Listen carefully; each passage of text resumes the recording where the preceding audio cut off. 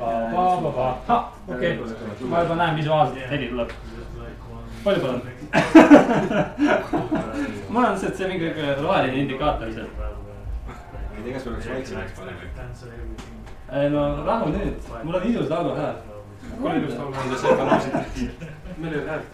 Ma tean, me avastasime selle just. Aga kohe peaks tulema.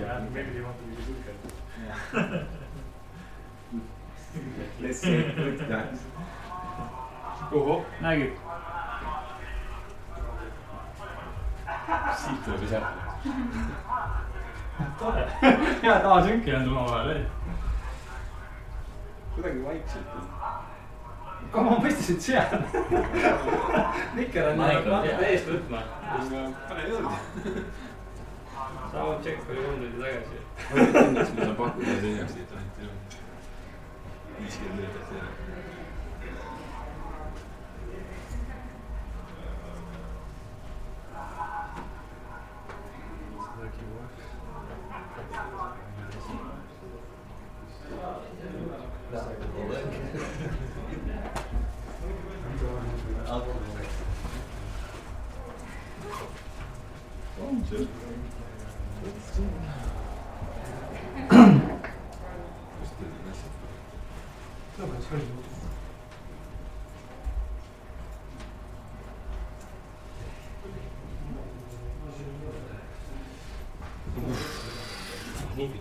Mul on nüüd kellegi abi ikkagi, kellel on videostriimi pilti. Kus kõik jooksid? Imre, sul oli pilt kuskil. Pani tähelepanu. Kas Toomas Koppelil on pilt alles? Ma tunnen ennast, ma saan Nikitast juba tegelikult aru. Ei, kellelgi ei ole seda. See on üsna siuke restraint, tere Taavi. Ametlikult olegi see tutvunud Imre. Ma olen Taavi. Muide. Näen siin. Minu tooli nimi on ka Taavi. Seda väga slaidi, mis siin Taavi ikka veel. Sul on palju siis ametist rollitud ennast. Ma võin teda natuke väiksemaks ikka vist teha. Sest tegelikult põhijutt on slaidi peal. Päris palju naljust jaoks veel selle. Ma vaatasin, see on ikka natukene overkill. Ega me stoppi ei pane. Ei. Näiteks kätte jääb kahjuks sinna. Ma väga loodan, et ma ei kuule iseennast. Arvesta seda, et slaidid tuleb mul Windows Capture'is. Et kui sa näitad käega siin midagi, see on jube äge. Sest seda videostreamis ei ole, sa lihtsalt jooksid pildist välja. Ei näita midagi. Kas sa oled streamid juba? I don't know anything about anything, but I'm here. Mul on lihtsalt arvuti, millel on kode i7.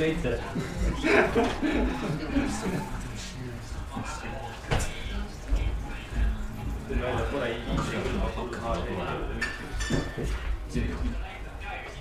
Inter on halb.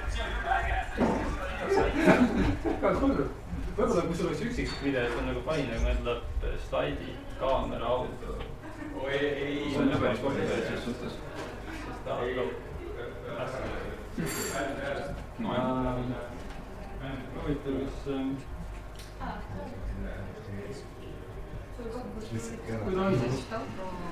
Nagu sa näed siin tööarvuti ja kõik on saanud ära. Kuule, tee arvuti oli.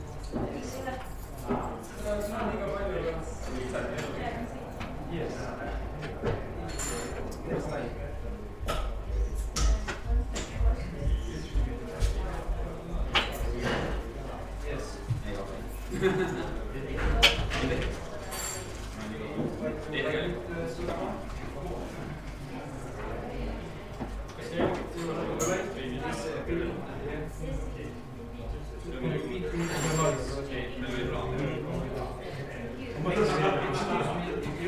work here? Very well. Okay. Can you tell me about this office? Okay. We go to work. Yes. So you have most access to that? Yeah, sacrifice.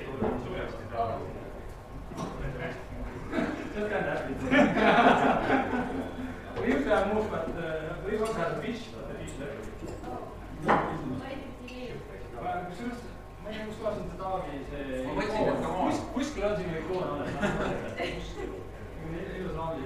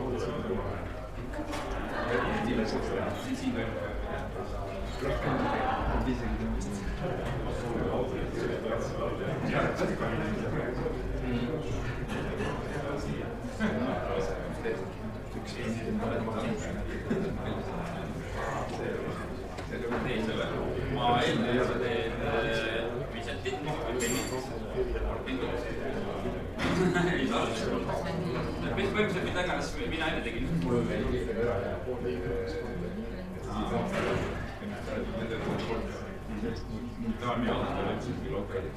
Ja siis ma võin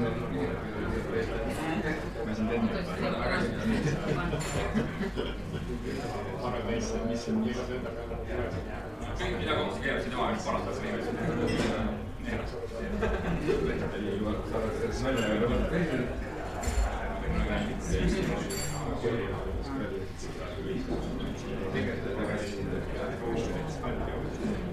ei ole see, et kuna on küll teeme ka enda nii peale teise kasvast see ma võin teile siiski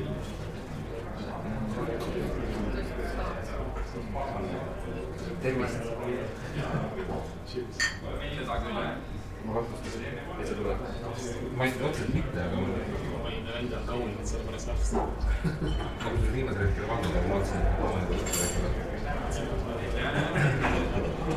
olen ma kusjuures hommikul ma ei teadnud, keegi tööl rääkis. Üks mina rääkis. Aga vaatasin, et millest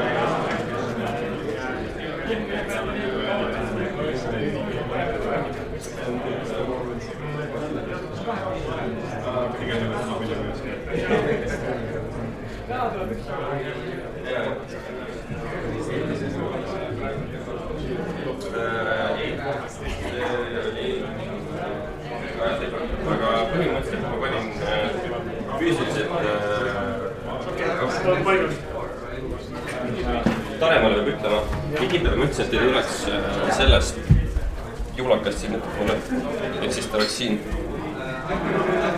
Kes on kõige pikem? Mina. Kas sinul on siia nii? Taremaa.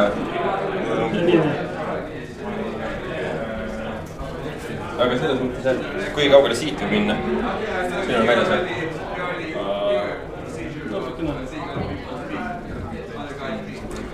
Sa istud seal, eks ju? Jah. Kui nad niikuinii vaatavad enamasti nagu sinna poole, siis näita näpuga või midagi. Et liigu sinna poole või liigu siia poole.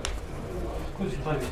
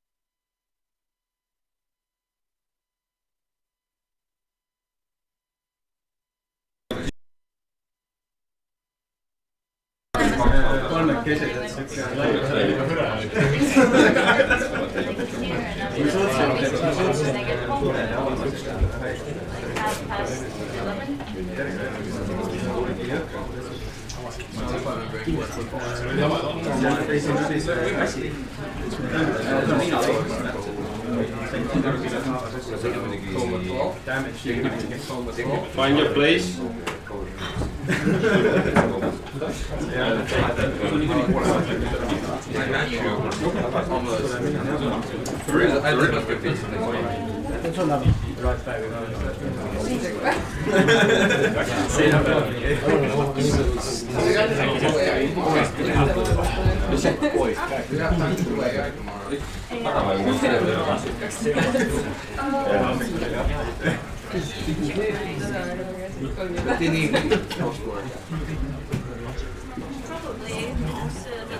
So we're actually 2 minutes into the event already. So kickoff has happened. Do you know how many Cloudageddons have there been before this one? One. Exactly. So we have huge heritage. We have a proud history of events happened already. But yeah, how many were you at the first one? Whoa, great turnout. Returning visitors. But yeah, a little bit about why actually we wanted to make Cloudageddon happen. For once, there are conferences and talks, and you can go to them and listen to people doing stuff. But we here felt that for once they were a little bit like superficial. So you go there, you learn about the framework X or technology Y, but they were okay. But now I can read that on their homepage. So a little bit more in depth is what we're actually aiming here for. So Cloudageddon is from actual engineers or people deeply involved in the engineering organizations, and it's for engineers. So people doing the heavy lifting, working in the field, actually dealing with the problems. So if you're a first semester IT student, then some of this stuff might be a little bit confusing for you, but then again it will be a lot easier for you in the future. So it's a little bit background here from what Cloudageddon should be, what we'll see to be. So it's a semi-annual event. We have it twice a month with a huge heritage, remember? And today we have here two speakers.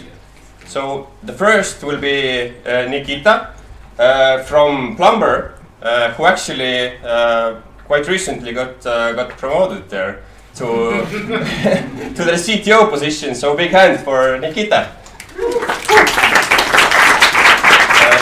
Congratulations. And how many of you have heard of Docker? What's Docker? Almost everybody. How many of you actually deal with software that runs in production on Docker? Whoa, more than I've seen at different various other places. But Nikita will talk about what their experience with it is, and talk about the good and the bad stuff a little bit. One more thing, actually, what I forgot to mention about Cloudageddon is at conferences, at talks, at meetups, people often talk about stuff that they're great at.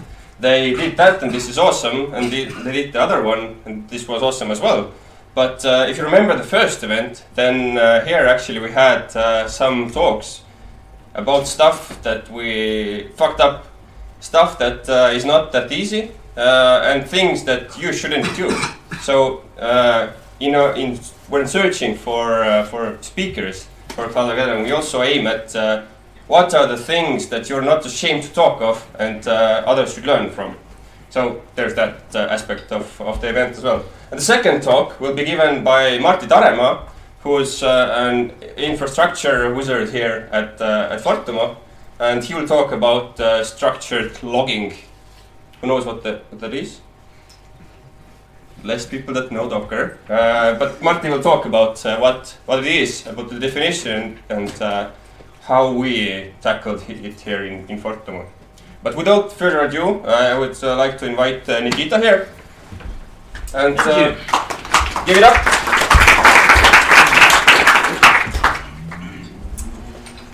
Good evening. So I like your choice of words, heritage, no, not legacy. That's good. That's the first time. Nikita, I am common Estonian plumber, one of the founder, but today I will talk about somewhat unrelated topic. So I have seen that many of you have heard about Docker. How many of you actually knows what Docker is and how it works? Okay, good. Then my first 3 slides will be obvious as well. So I will talk a little bit about what the Docker is, and unfortunately I cannot talk about how we fucked things up, because that went very well in Plumber. So I will talk only about good experience.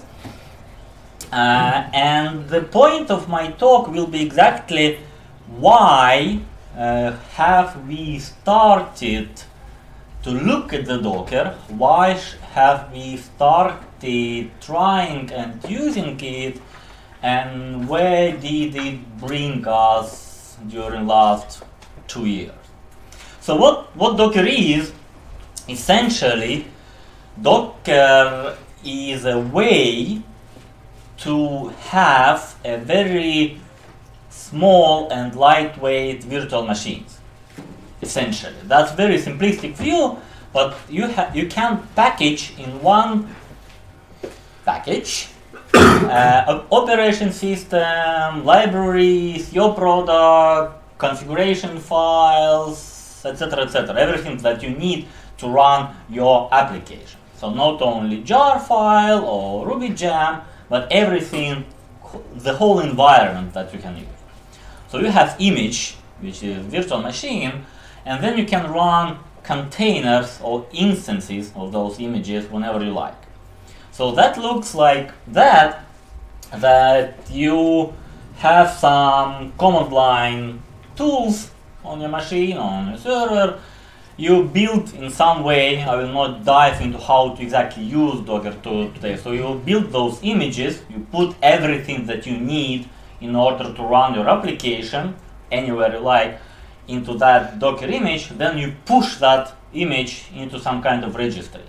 That registry can be on your local machine, it can be in your intranet, it can be Artifactor, which is private for you, it can be Docker Hub, which is publicly accessible whenever you like.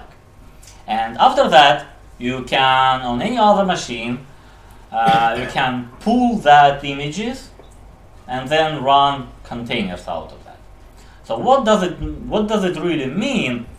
It means that first of all, the easiest way to start using Docker and understand why should I really care is just the easy way to run some pre-packaged software.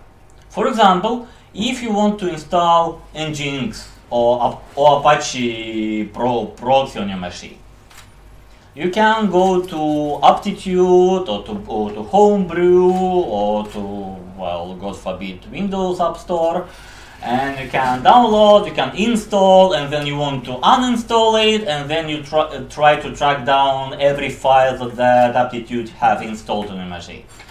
etc, user, var, logs files, whatever.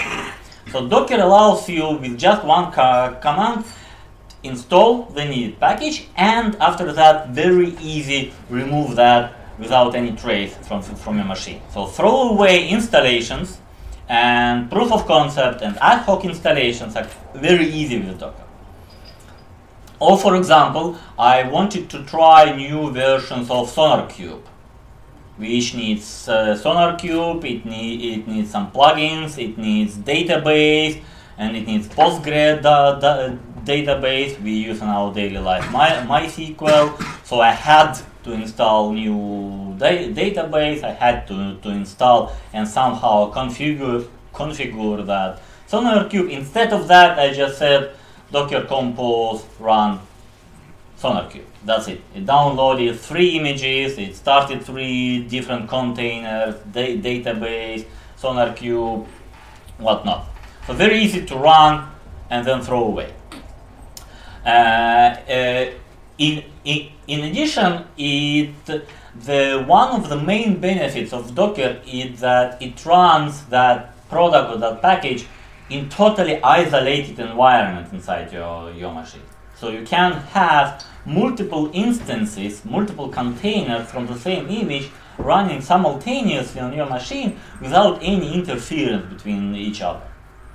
So it's not that important during development, but during production you can scale your application not only horizontally and not vertically, but diagonally, which means that you can have one huge machine but still running multiple instances of the same software on that machine.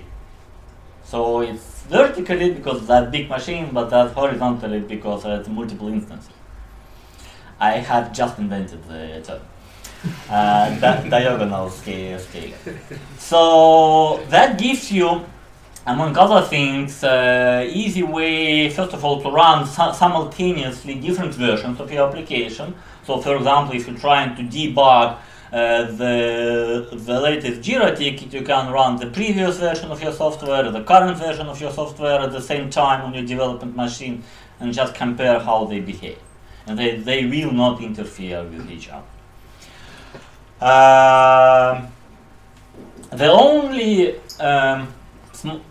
important point which has beaten us a couple of times at the beginning is that exactly as Amazon Cloud Machines several years ago, Docker containers are ephemeral, which means when your software runs in that container and then you kill that container, you stop and remove that container, everything that has happened inside the container is gone. So every files that you have written or changed, all database files and tables and records are gone. So if you want to persist data between containers, then you have to take care of that separately. You can mount folders, you can use volumes. This talk is not about how to use Docker. This talk is about why should you use Docker. How to use Docker, that's plenty of talks and blog posts about that. So why should you use Docker? And why have we started to think about Docker? So I don't know if you know what Plumber is or what Plumber is not. Essentially, it's a small piece of software, quite useful but small, that you install some piece of software on your production environment that will communicate with our backend server. It will collect some metrics from your environment, and we will tell you why your software is slow and fails miserably. So we try to explain why your end users suffer from your work.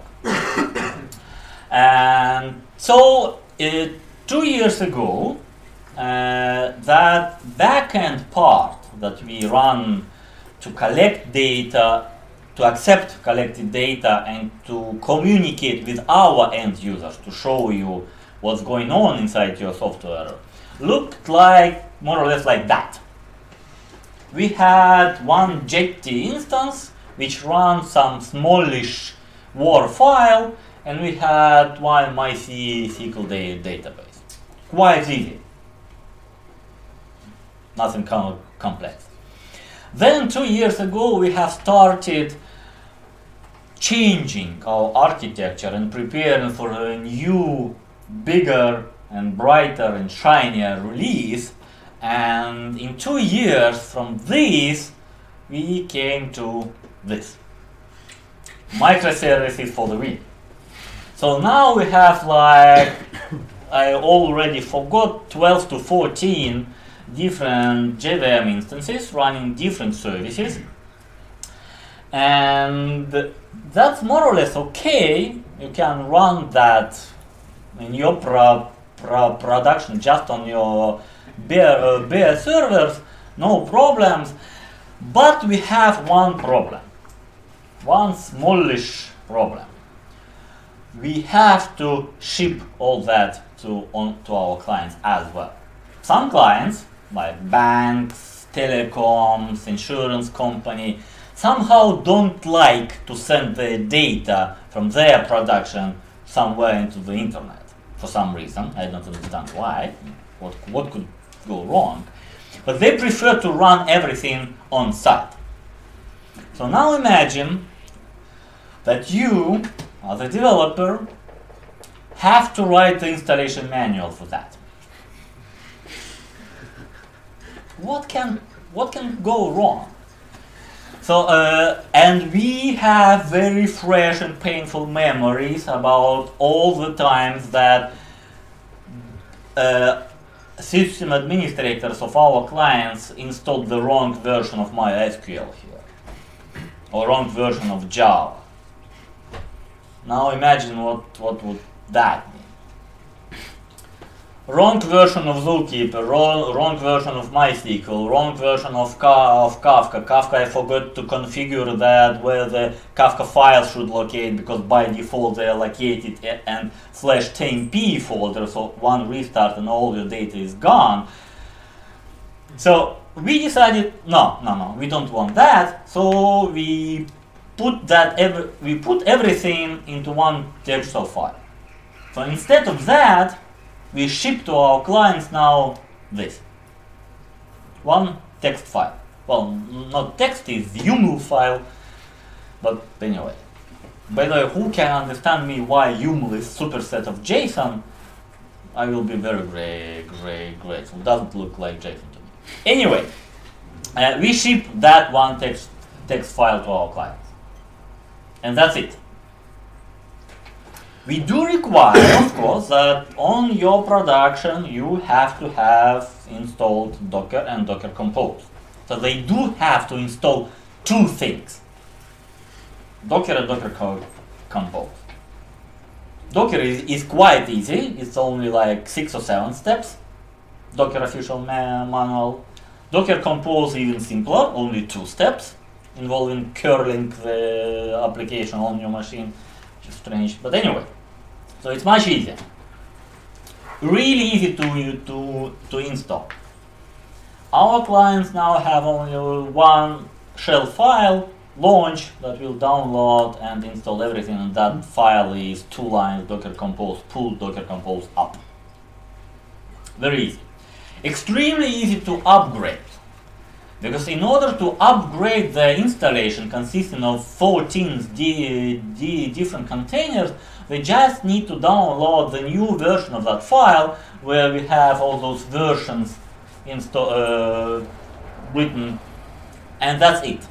Again, Docker Compose will take care about detecting, now we have the changed description of the environment comparing to the actually running environment. It will download the correct versions of images. It will download new services, because during those 2 years we have several new releases adding new containers to that installation. But for the end users, it's completely transparent. They have one file, which is extremely easy and extremely easy to maintain for us. And the next benefit, if you package your whole runtime environment into Docker image, that means that you can easily test the exact environment that will be running on your client's production site. What does it mean and how we do that? It means that as soon as you have that packaged containers, images, compose file that you ship to your end user, you can run exactly same images, exactly same containers with exactly the same configuration in your production, in your SaaS environment, software as a service. So on our side, we run exactly the same. The next logical step, of course, now we run exactly the same package, exactly the same environment on our staging environment before we put that into production. The next step, of course, is okay, I have 14 containers here.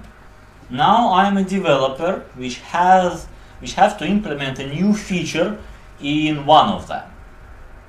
But they communicate with each other. They do require each other from time to time.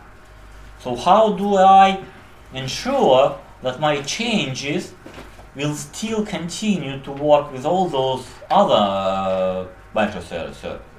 And half of them communicate with each other through Kafka, so totally asynchronous. We pipe data here, somebody pulled the data from here.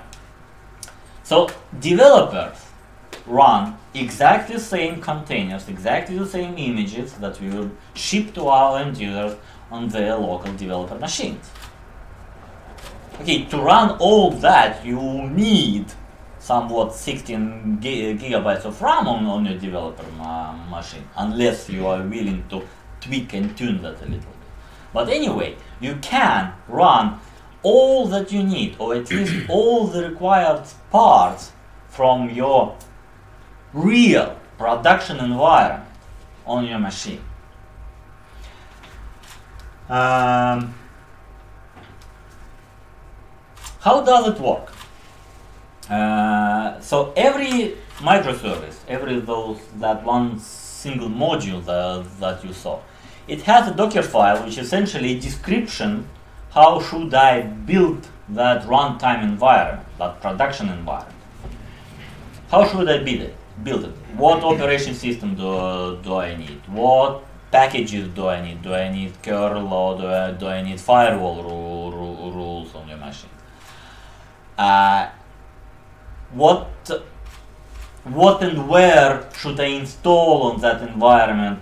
How my package is? Okay, we use, in most cases, we use a simple Spring Boot application, so you just one jar file. But we have Kafka, we have Zookeeper, we have Docker, which essentially you have to put several different files into several correct locations. That all is scripted in that Docker file, which is part of the source code of the module, which means that every time you change your installation, you change that file, so every time you have the correct environment for your specific version of the code. So every version that we build has compatible code to run and environment where to run that code. Okay, then when you push that to default branch, you have Jenkins that will build that Docker image, push that into Artifactory, then deploy that to test environment, then nightly build will run some tests on that, will push that into our environment, then after some time it will push that to our another environment, some kind of rolling restart, rolling rollout, and then in a couple of days we see that everything works fine on our environment. We ship the same pre-built images to our clients. So the main benefit here that we saw is that now, comparing to what we had 3 years ago, we can be absolutely sure that first we have working versions and working environments of our software that we ship, and we are absolutely sure that our end users really cannot, they try, but they cannot fuck up installation, and they cannot fuck up upgrades. After that, when it runs, they can do strange things. Restart arbitrary containers for no reasons, delete some files for no reason, but that's their problem. Installation and upgrade is flawless because it is the exactly same procedure is tested every day in our environments.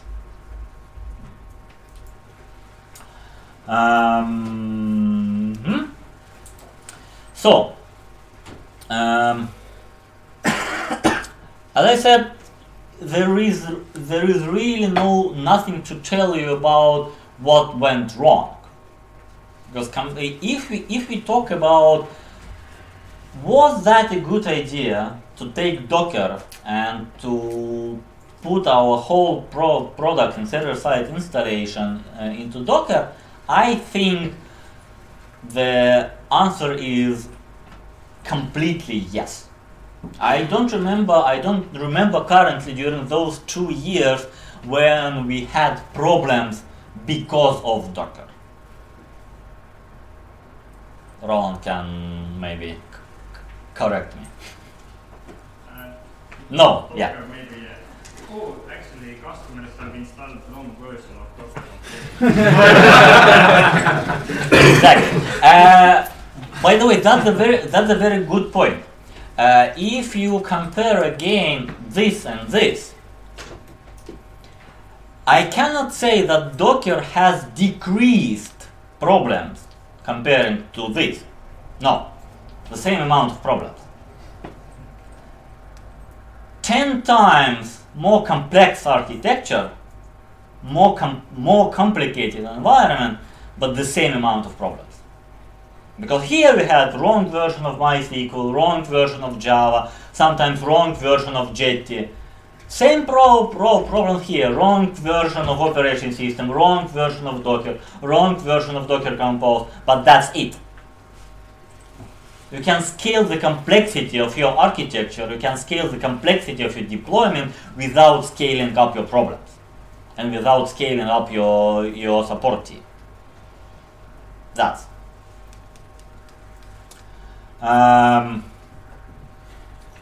I would like to point one point here: easier service discovery. If you remember, I stressed very much that we have the exact same configuration on our environment, in our production, and in client production. Because when you look at those 15 or 14 containers, they have to communicate with each other. For that, they have to know how to find each other. And with Docker, we just have names on those containers. You have DB, you have Kafka, you have Zookeeper. And that doesn't change between environments. They will have the different IPs. They will have probably the different ports on different machines, on different environments. Because, for example, in our environment, we have both co-located environment when we have the whole deployment running on the single machine, and we have distributed environment where we have every single microservice on a separate machine and then multiple copies. But the configuration oftentimes is the same. You have just DB, use DB's URL, that's it. And you can configure Docker that, okay, DB is there. In the simplest case, like on the single machine, it's just, well, here is the container and Docker infrastructure will take care of that. In the more complex case, you have to tell, okay, DB resolves to that DNS of that IP. The point being, service discovery here is much simpler. You don't need to change that from environment to environment. The same configuration on your local machine, the same configuration in your testing, in your staging, in production, on the client side. You cannot fuck up the configuration. Reuse and isolation. Yes, we sometimes run the multiple copies of the same product on the same machine. And I forgot to mention one more thing, is that when you can run your production environment on the developer machine, that the next logical step is that you can start and stop your production environment automatically during your automated tests. Because, for example, if you take one of the microservices that has to communicate with other microservices. And you want to run the integration test, which really communicates with the actual instances of database, the actual instance of Kafka, for example. Now you can write your automated test, and test will start that container, run your test, stop container on your developer machine. And nowadays it's even easier. If you haven't heard about test containers, then do yourself a favor, Google it. Test containers is very easy way to run your Docker container during your unit test, integration test, unit test, integration test.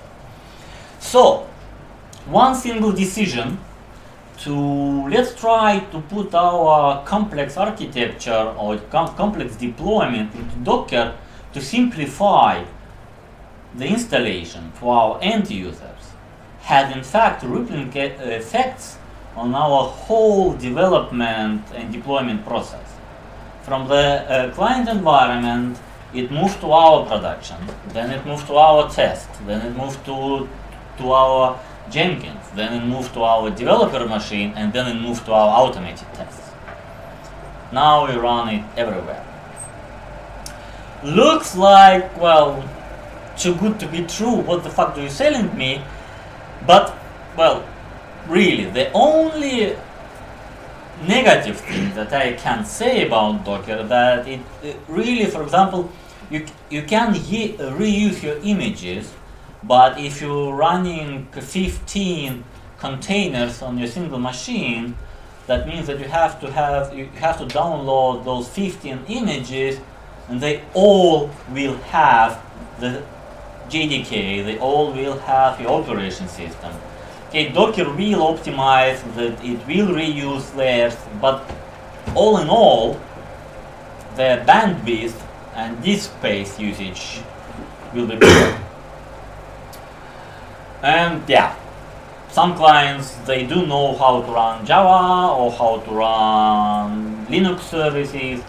Now they have to, well, now they curse us because now I need to learn Docker. Oh, I'm 45 years old, so why do I need to learn Docker now? Those hipsters.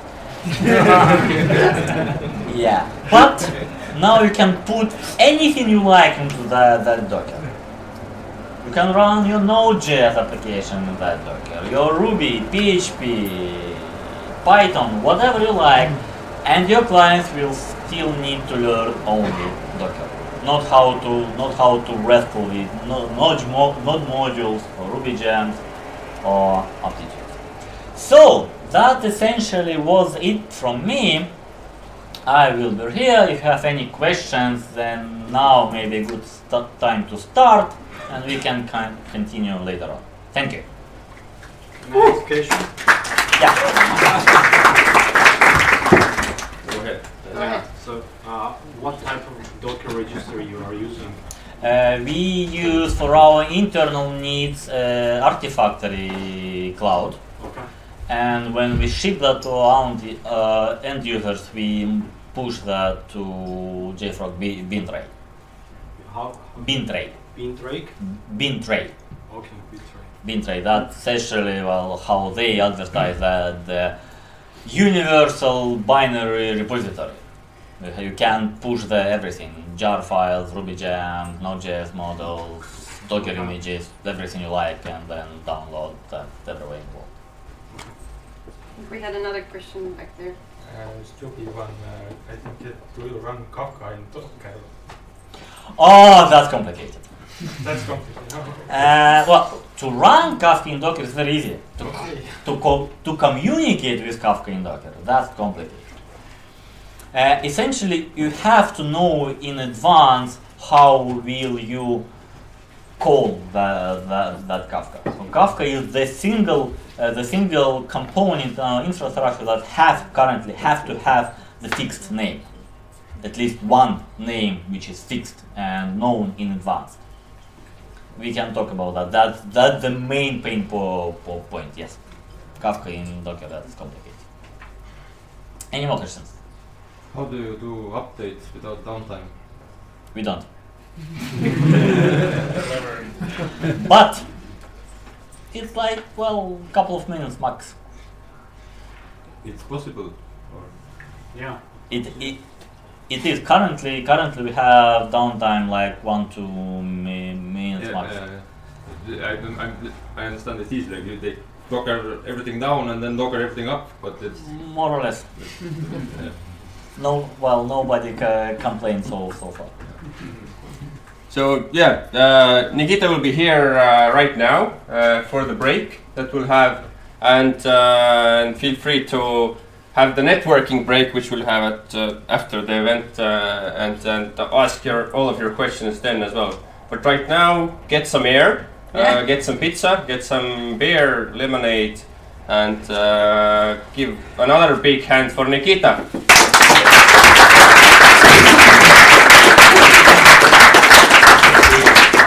Thank you.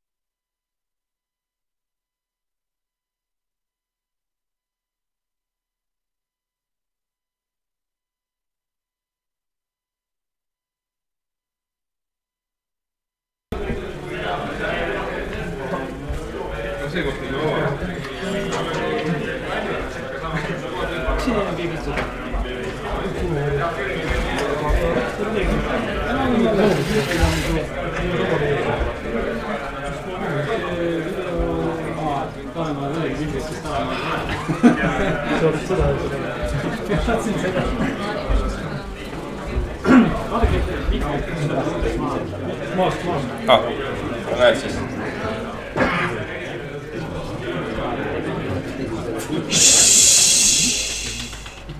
Thank you. It worked.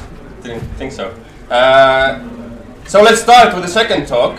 We're already the second minute in, so very precise. Also, did you notice that Nikita actually finished within 10 seconds of his allocated time? So this is super awesome. But now Marti Taremaa from Fortumo will talk about stuff and things.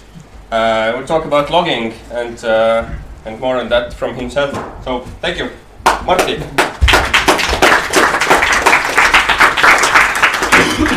Hey guys, I hope you are having a good time. I'm Marti and I'm going to talk about structured logging. So every day a vast amount of lines is being logged by software, and very few of them will be ever read by humans, although yet many of them are formatted to be readable by humans. And then running some kind of analytics on top of that log is going to prove a handful. There will be a lot of custom parsing. So what about logging into a machine-readable format right from the start instead? Something like this, perhaps. And for human readers, you can always convert to the human-readable format later on, if you really need to. First, let's go back to 2013. It was a dark November night. There was no wind, so everything was calm and peaceful, except for Fortumo's application server on AWS, which alerted us about growing queue of payments. And the amount of information that was collected for those alerts was not enough for doing a full investigation on what happened. So we had to go and log onto the application server tail and grab the log files. And our piped command lines were so long that if you would attach them all together, you would cover the distance to the moon. And these long piped command lines performed well in very limited scenarios. If you had a new kind of problem, if you introduced more servers to your distributed system, you were in trouble. And another thing, we also needed to share this investigation, the information with other engineers and people outside of the engineering team. Thus, a very simple stats logger with graphed output was born. It was based on Fluent. It was based on Elasticsearch and for graphing Kibana. And this was the beginning of structured logging in Fortumo, although at that time we didn't really talk or think about structured logging. We just saw that this visualized, centralized approach works for us, and we wanted to have more. So we went and started to forward some of the existing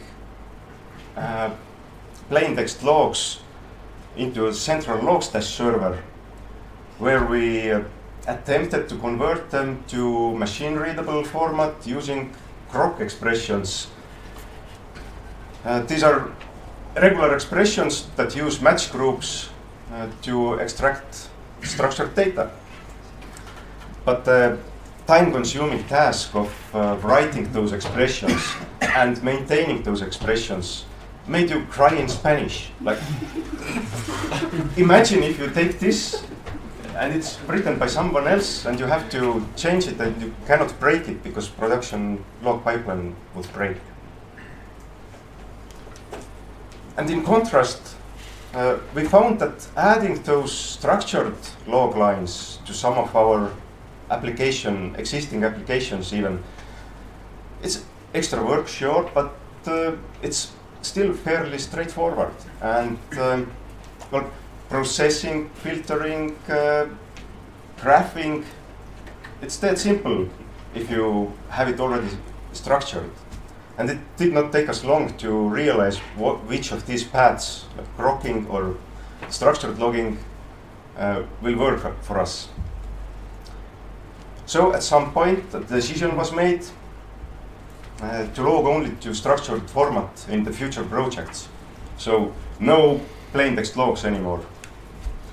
So from Fluent, Elasticsearch, Kibana combo, we went to classic elk stack, that's Elasticsearch log/Kibana. Then we added log/forwarder, a lightweight forwarding component. Log/forwarder was then replaced by filebeat, and we also added Greylog for alerting purposes. And today, almost 4 years later, we produce about 50 gigabytes of logs every day. We have about 5 billion documents in our log storage. We have 81 dashboards, or maybe yesterday we had 81, today probably a bit more. And we have about 150 alert streams. Some of them may be test streams, I guess. So what's also nice is that the dashboards that we produce based on the logs are used all around the company, not only in the engineering. And there are even dashboards that are being maintained by people that are not engineers. They are outside of the engineering teams. Plus, we are getting feedback from partners that we often discover the problems with partners' platform before they do, because of our diagnostic ability and alerting and such. So, go and put up your structured logging pipeline, and it's smooth sailing from that point on, right? Of course not. So it's Cloudageddon. Before you can even start with the widespread of adoption of structured logging, you must get your company on board. Not everyone will like this new kind of fancy logging that renders your command line pipes useless and makes log files harder to read. Not everyone will want to put precious engineering resource into developing clusters that have instances that cost a lot of money. Come on, we already have logs. So luckily in Fortumo, this kind of change is accepted or even encouraged. So we didn't have that much resistance with our structured logging project. And what I would recommend to you is that start from the proof. Start by proving on some fixed problem that structured logging solves this problem better than the existing plain text logging, or better yet, if you can show that structured logging will solve problems that the old style logging couldn't solve. So if you can do that, then you can put more effort into developing the actual production logging pipeline. And as for the command line enthusiasts, actually you can use the same toolset on structured logs as well. When you introduce the nifty utility called JQ, then there's a great chance that the developers will forget about the old style of logging quite soon.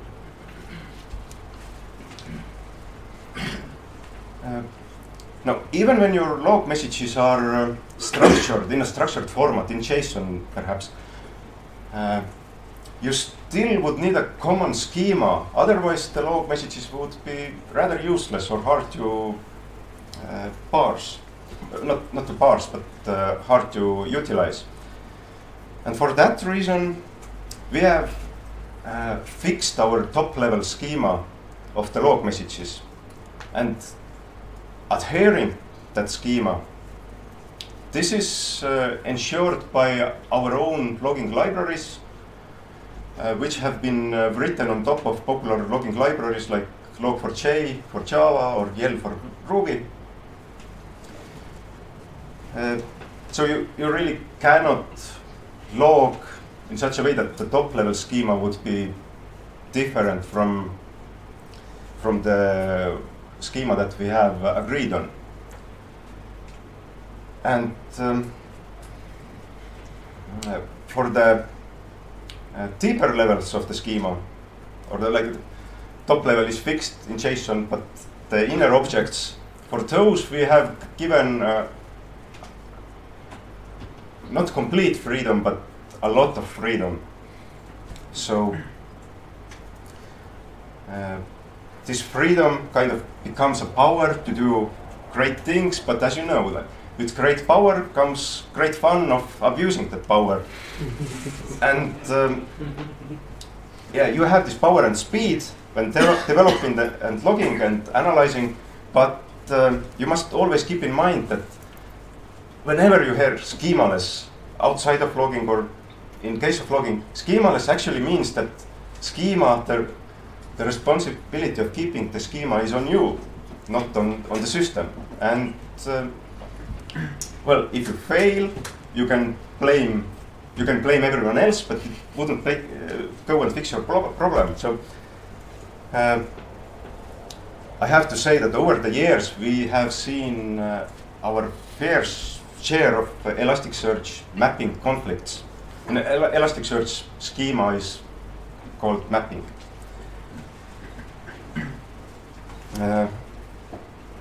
One example, I think it's favorite of the whole Fortimo engineering team, or at least it happens a lot.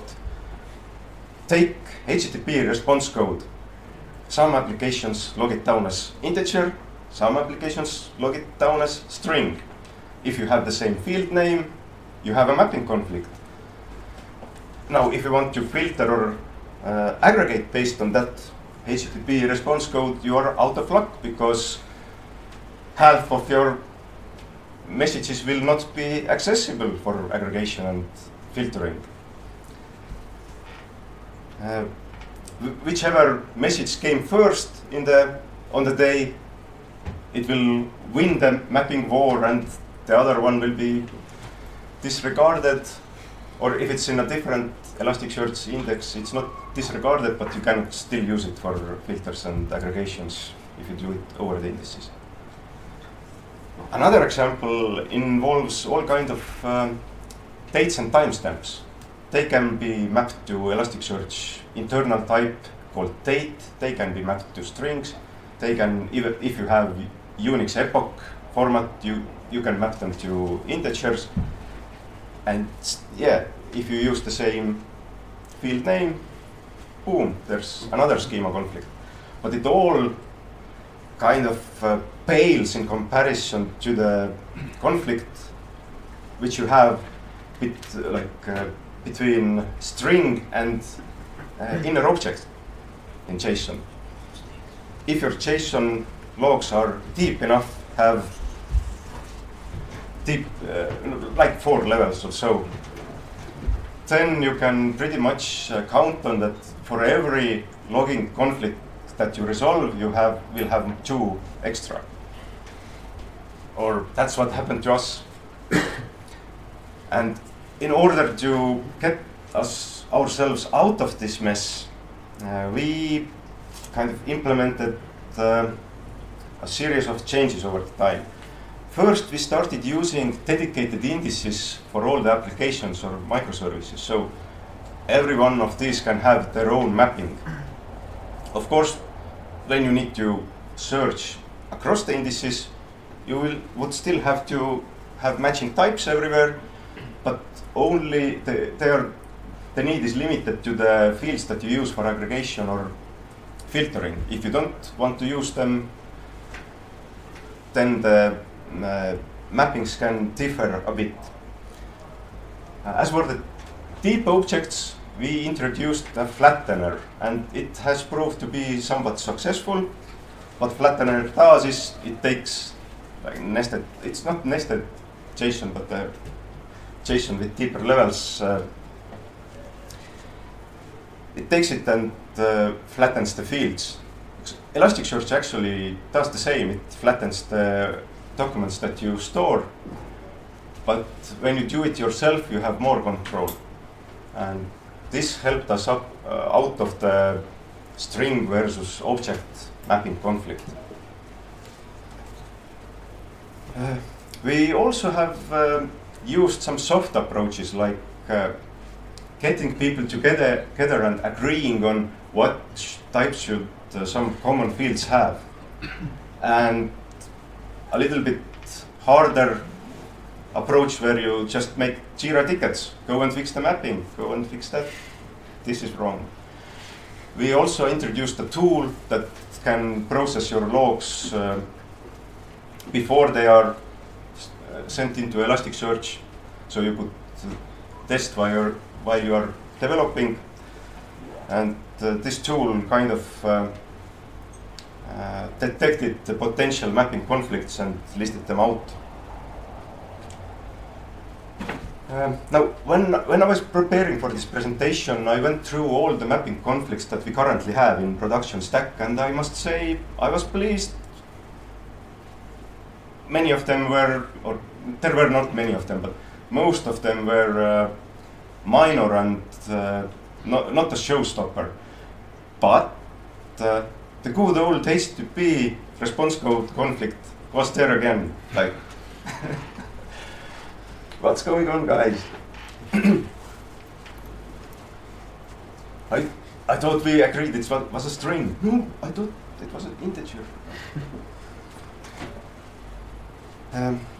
From time to time, when you do some investigation in Kibana, going through maybe some raw log messages, you will go like, oh, wow, like this thing shouldn't be there.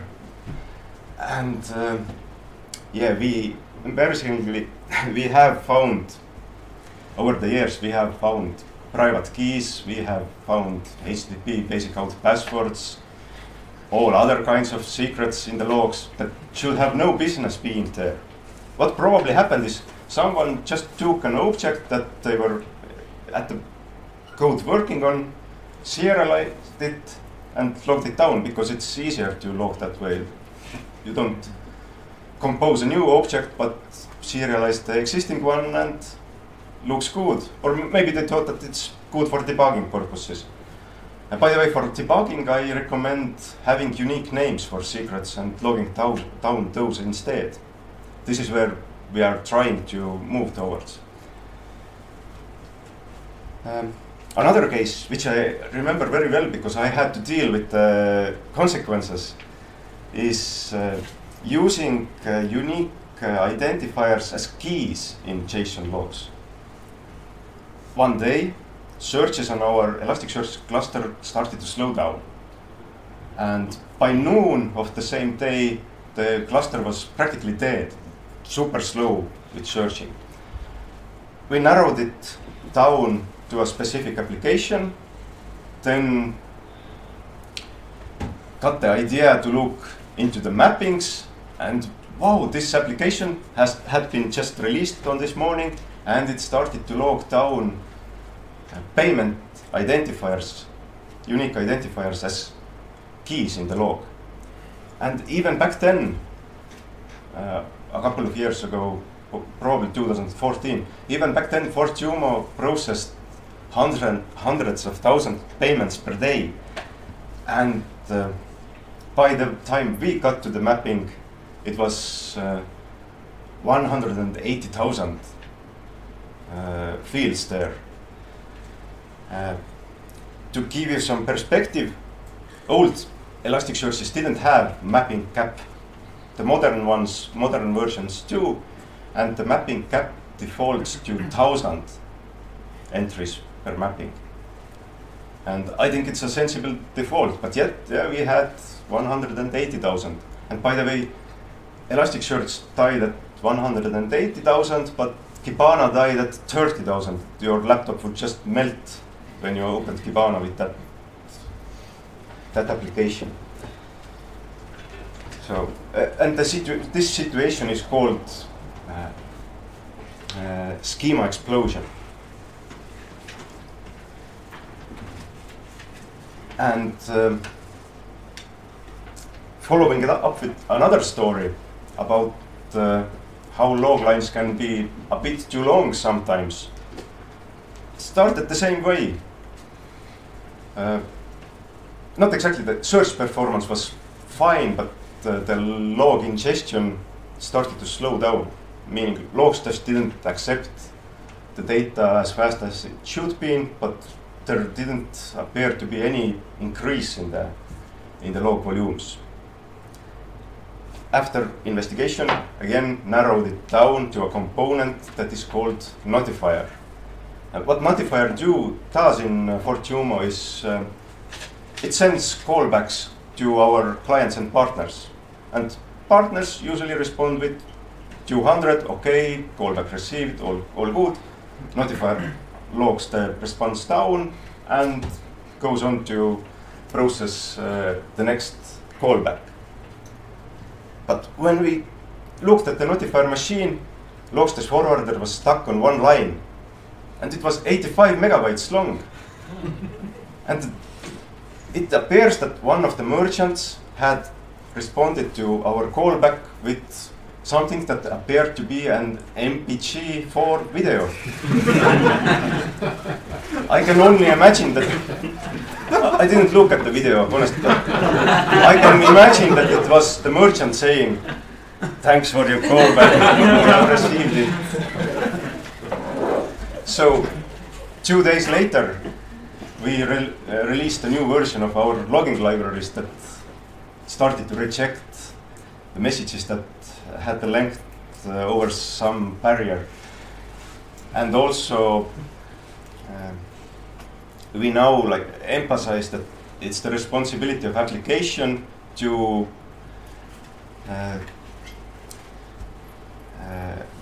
take those fields that are susceptible of oversize and truncate them when needed, or at least indicate that this shouldn't be that long, with exception. It depends on the application.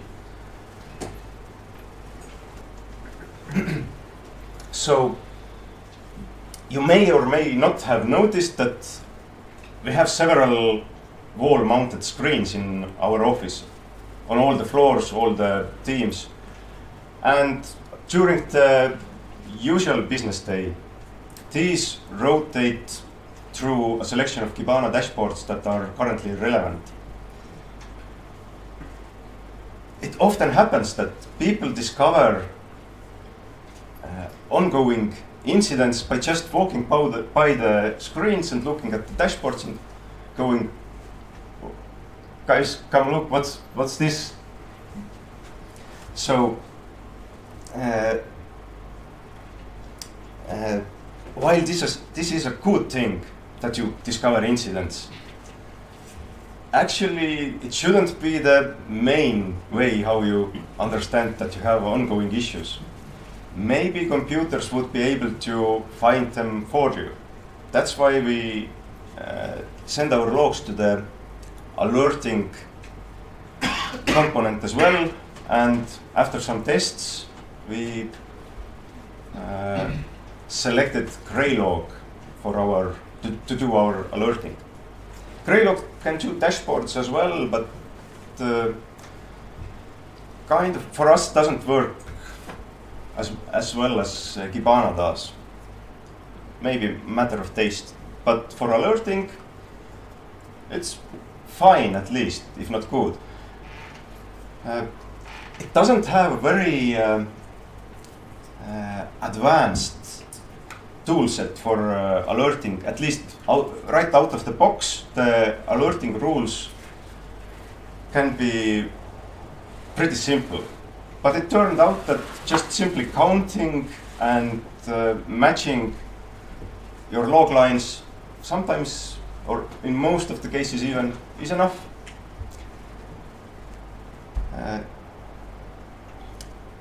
And another nice thing about Greylog is that we now have not only engineering level or technical alerts in Greylog, we also have business level alerts in Greylog, and these are being maintained by people who are not in the engineering team. The creation of new alerts, new streams, has gotten so easy that you sometimes can overload yourself with the alerts. And we also have managed to overload Greylog itself by creating some rules with ridiculously inefficient regular expressions that happen to work on a stream which has like thousands of log messages per second.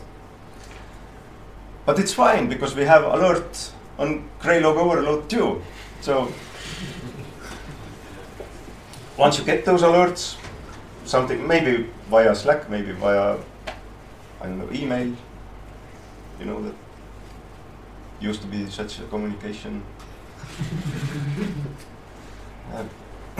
So if you get something like this, you will probably go back to Kibana, or not, maybe not back to Kibana, but you will probably go to Kibana and start to investigate. And when you have microservices, then some random web request can traverse a lot of microservices. Each of them logs in their separate way. Each of them provides the information that is relevant to the microservice in the logs. And could be a pretty hard task to go through all of these. But there's a simple solution to at least the correlation issue. You can use correlation IDs. What it is, or what it means, is that you take an incoming request, and on the edge of your services, when you first receive it from the outside world, you will attach an correlation ID. You will pass it on as metadata, and every service that sees this request will log down the metadata as well. Then you take the correlation ID from the request, enter it into Kibana, and boom, you have all the services, all the logs of the services that have seen this request. You can even do some kind of poor man's performance investigation, because the timestamps are also there. You can see where the time was spent on this request. And another nice bonus is that the operations people can use this system to track down payments. What's the payment flow? Where did it fail? Why did it fail? Now, I'm changing the topic a bit before the end. Some of you may be interested in the cost of this structured logging pipeline. And I have to admit that it costs a lot. It costs a lot of money for infrastructure, because if you want to have a production-worthy log processing pipeline, it has to be highly available. It has to perform really well. It will have to grow with the load of your services that send logs to it.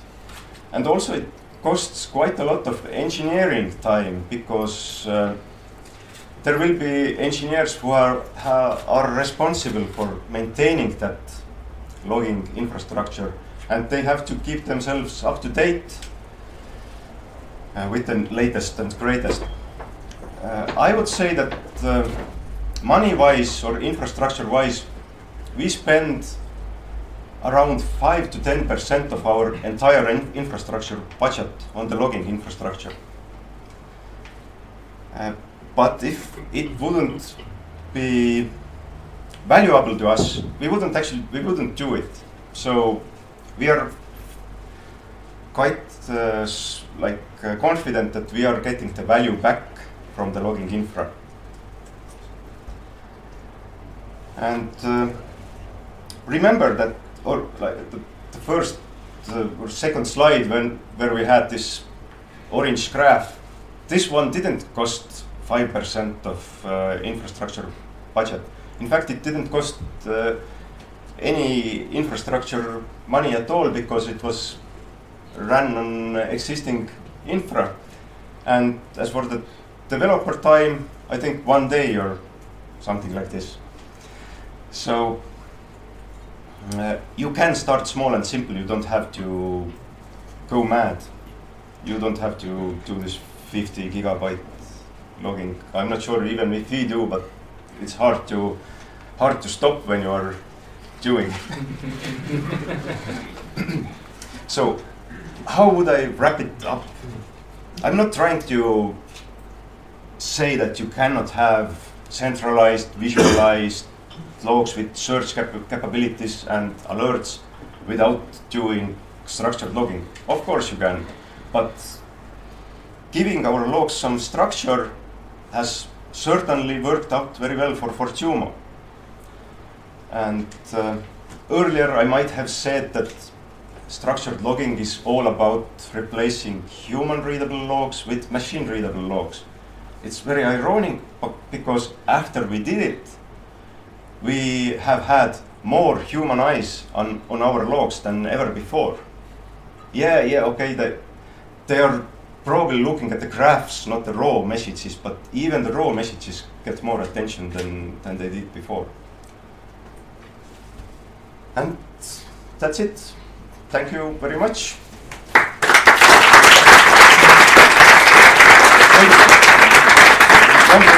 One remote. We have this networking thing coming up, and please feel free to contact me or Martin Roos or Vahur Teller to talk about structured logging. If you have some specific questions, you want to go deeper with schema mapping conflicts,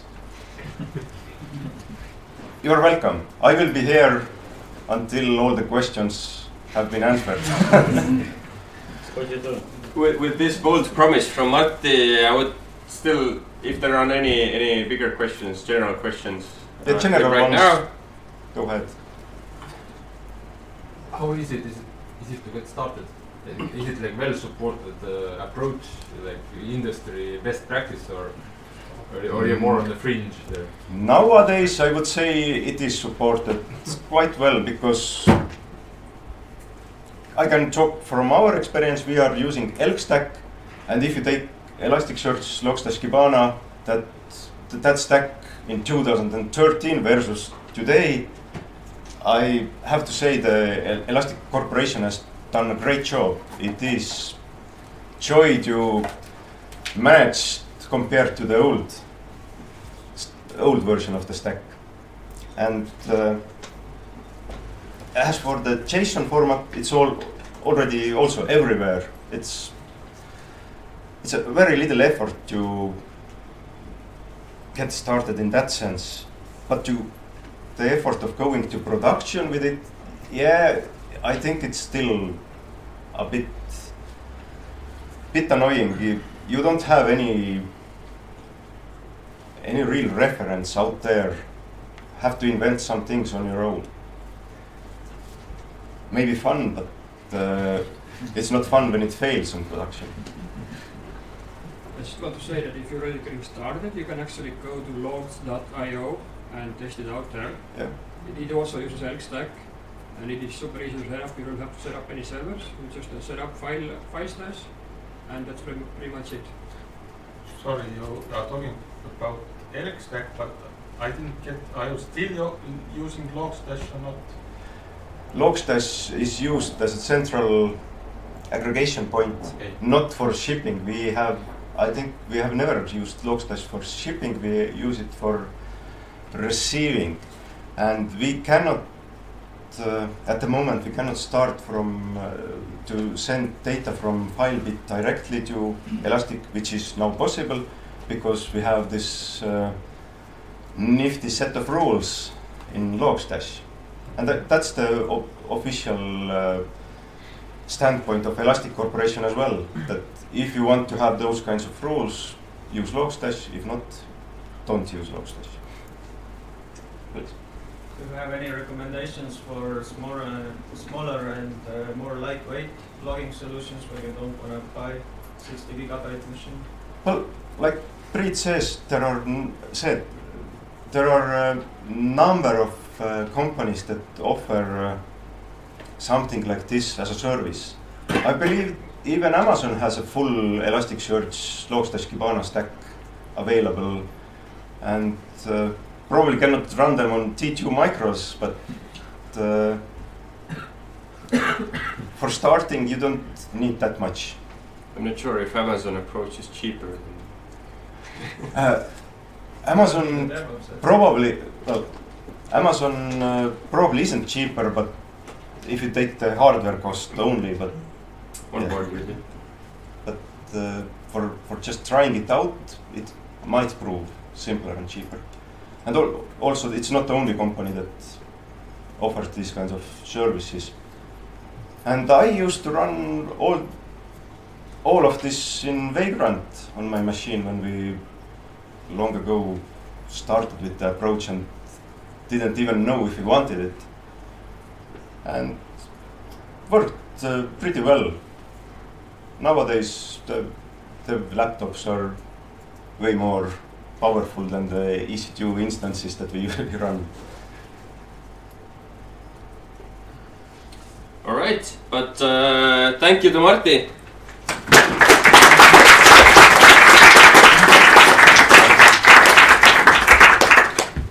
Feel free until you're being kicked out from the office, which won't happen for a few hours. So help yourself to the beer and to the pizza, and ask questions from Marti so he can't go home.